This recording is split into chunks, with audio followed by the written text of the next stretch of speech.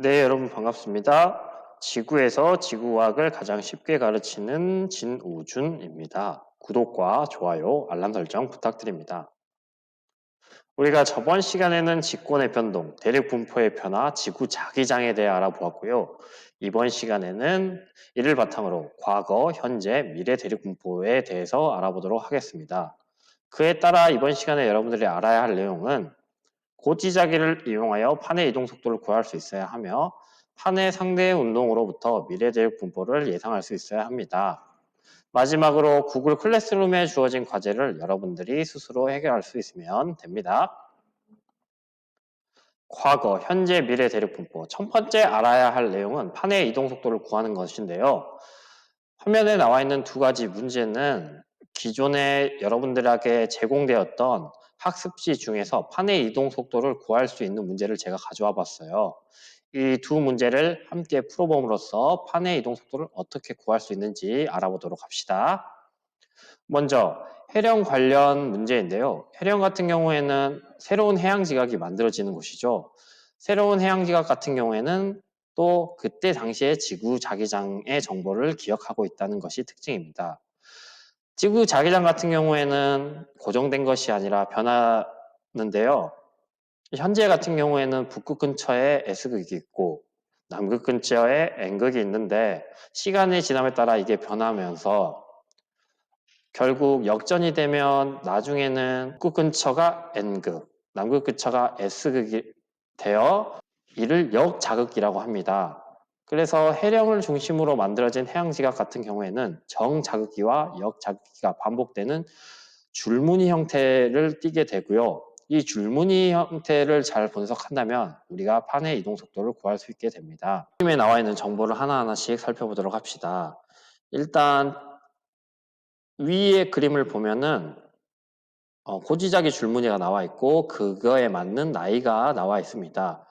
그래서 첫 번째 알 수 있는 것은 오른쪽으로 갈수록 해양 지각의 나이가 증가한다는 것이죠.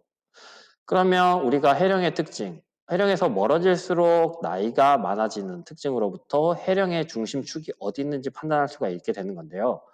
아무래도 나이가 가장 어린 이쪽이 해령의 중심축이 되겠고 점점 오른쪽으로 갈수록 오래된 해양 지각이 된다는 거 알 수가 있겠습니다. 그리하여 밑에 그림과 위에 그림의 연관성을 보자면은 아무래도 해령 이 고지자기 줄무늬는 이 부분을 확대한 거라고 판단할 수가 있습니다. 킬로미터에 해당하는 고지가닥의 줄무늬를 살펴보자면 흰색, 검은색, 흰색, 검은색임을 알 수 있습니다. 네 가지 줄무늬를 갖고 있다는. 근데 우리가 또 이제 두 번째로 해령에서 알 수 있는 정보는 고지자기 줄무늬가 대칭적인 분포를 갖고 있다는 특징을 알고 있기 때문에 이를 활용하여 이 오른쪽에서 살펴보면 흰색, 검정색, 흰색, 검정색도 이 부분도 10km라는 것을 알 수가 있습니다. 이를 적용하여 위의 그림으로 확대된 그림으로 살펴본다면 이 부분에 해당할 것 같아요. 흰색, 검은색, 흰색, 검은색. 이 부분에 해당하는 것을 밑에 나이로 추산해 본 결과 대충적으로 0.500만 년이라고 해석을 할 수가 있겠는데요. 그럼 우리가 이제 거리를 알고 시간을 알아냈기 때문에 시간분의 거리를 통해 이동 속도를 구할 수 있는데요. 단위 변환을 해서 구한 결과 연당 2cm가 이동했다는 것을 우리가 구해볼 수가 있게 되는 겁니다.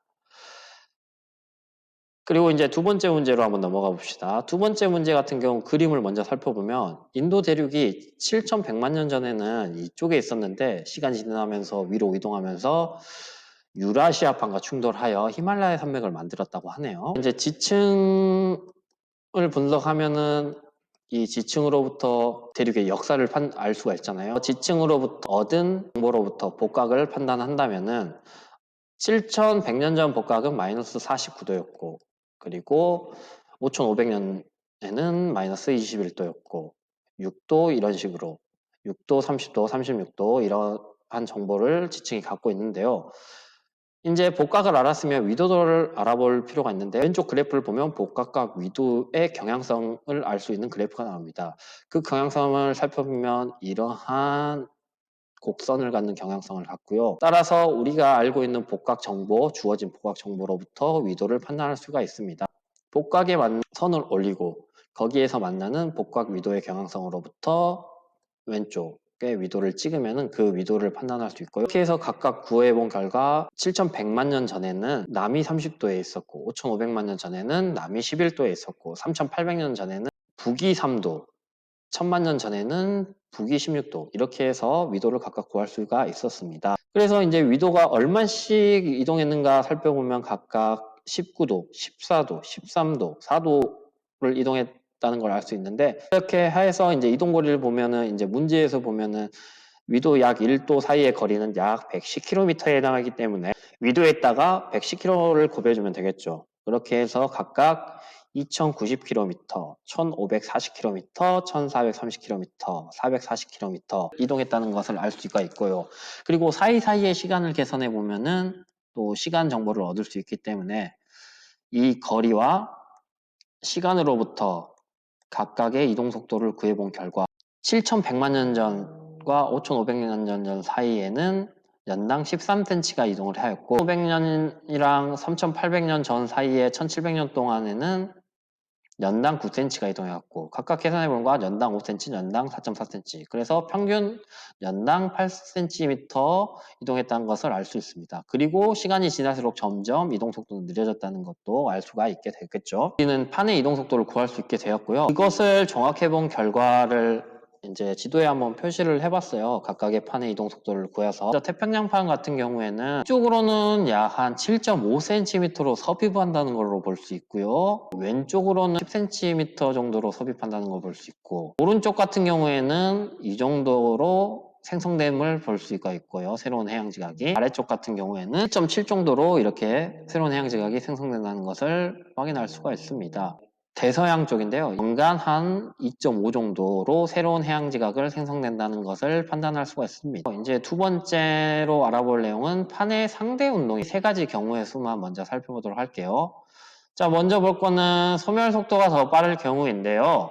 예를 들어 대륙판인 A판과 해양판인 B판, 해양판인 C판이 있다고 봅시다. 판 사이에는 섭입대와 그리고 발상 경계가 있다고 보고 이 어떤 과정을 겪는지 한번 알아보도록 합시다. 일단 A판과 B판 사이에 섭입대가 있고 그러할 경우에는 대륙판이 가볍기 때문에 이 비해양판이 A판 아래로 이렇게 섭입하는 형태를 갖게 될 것이고요.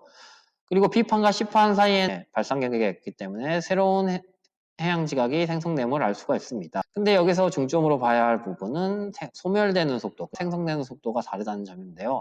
일단 두 가지를 봤을 때 소멸되는 속도가 더 빠르기 때문에 그를 바탕으로 미래를 생각해 본 결과 B판은 점점 사라지고 결국 A판과 C판 단계가 되는데요. 그러면 우리가 알아볼 부분은 판의 상대 운동이기 때문에 상대적으로 봤을 때는 B판과 이 C판이 A판 밑간 2cm로 소멸함을 알 수가 있게 되는 거죠. 이 부분을 이제 위에 지도에서 한번 살펴볼게요. 여기 보면은 이제 새로운 해양판이 만들어지는 속도는 10에 해당하고 소멸하는 속도는 10.5에 해당하기 때문에 태평양판도 줄어들 것이라는 예측을 할 수 있게 되는 겁니다. 그래서 다시 돌아와서 이제 두 번째 경우의 수를 한번 살펴볼게요.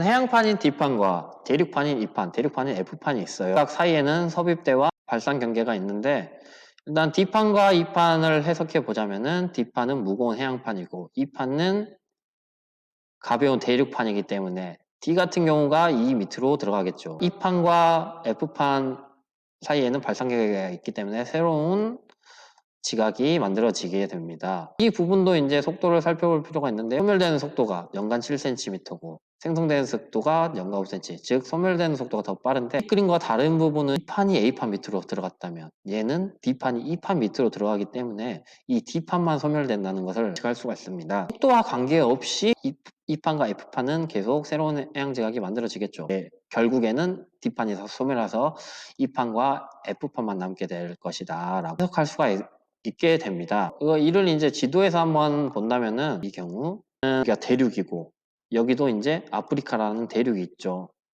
그래서 여기서 새로운 해양 지각이 만들어지고 나지카판이 계속 밑으로 들어가는데 그거와 별개로 새로운 해양 지각이 만들어지기 때문에 아프리카판과 남아메리칸이 넓어지고 대서양은 점점 넓어진다는 것을 예측할 수가 있게 됩니다. 세 번째 경우의 수를 한번 살펴보면 생성 속도가 더 빠를 경우인데요. 대륙판인 G판과 해양판인 H판, 해양판인 I판이 있는데요. G판과 H판 사이에는 섭입대가 있고 소멸하는 곳이 있고 수렴 경계, 그리고 H판과 I판 사이에는 생성되는 경계, 발산형 경계가 있습니다. 이것도 속도를 비교하자면은 소멸되는 속도는 연간 5cm이고 생성되는 속도는 연간 7cm이기 때문에 소멸되더라도 얘는 연간 2cm씩 점점 더 넓어져서 결국에는 H판과 I판 역시 넓은 해양 지각을 갖게 될 것이다 라고 미래를 예측할 수가 있습니다. 지도에서 한번 살펴보도록 하겠습니다. 이 부분이 되겠고요.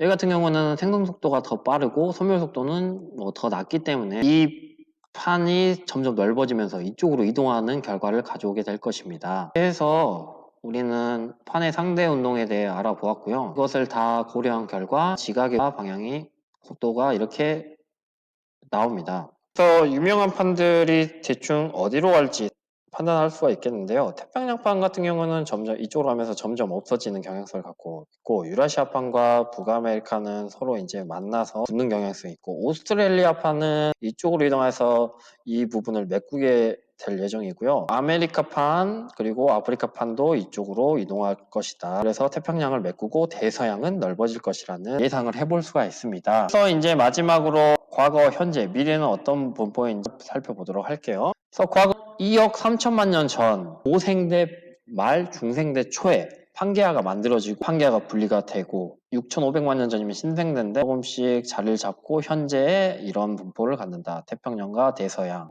남아메리카, 아프리카, 유라시아, 그리고 북미. 미래를 보면 태평양은 점점 줄어들고 대서양이 넓어지게 되는데요. 넓어졌다가 이제 1억 5천만 년 후에 다시 대서양이 닫히게 됩니다.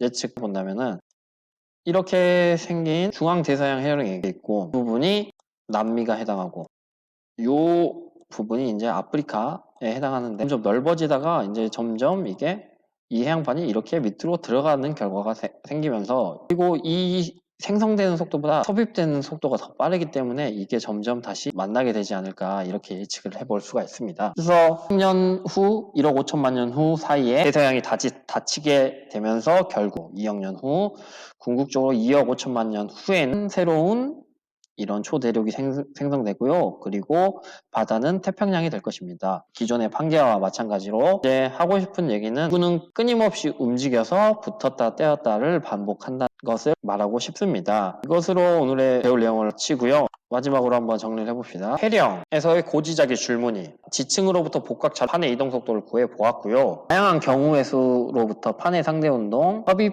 속도와 소멸 속도가 다를 경우 미래 대륙 분포를 예상해 보았습니다.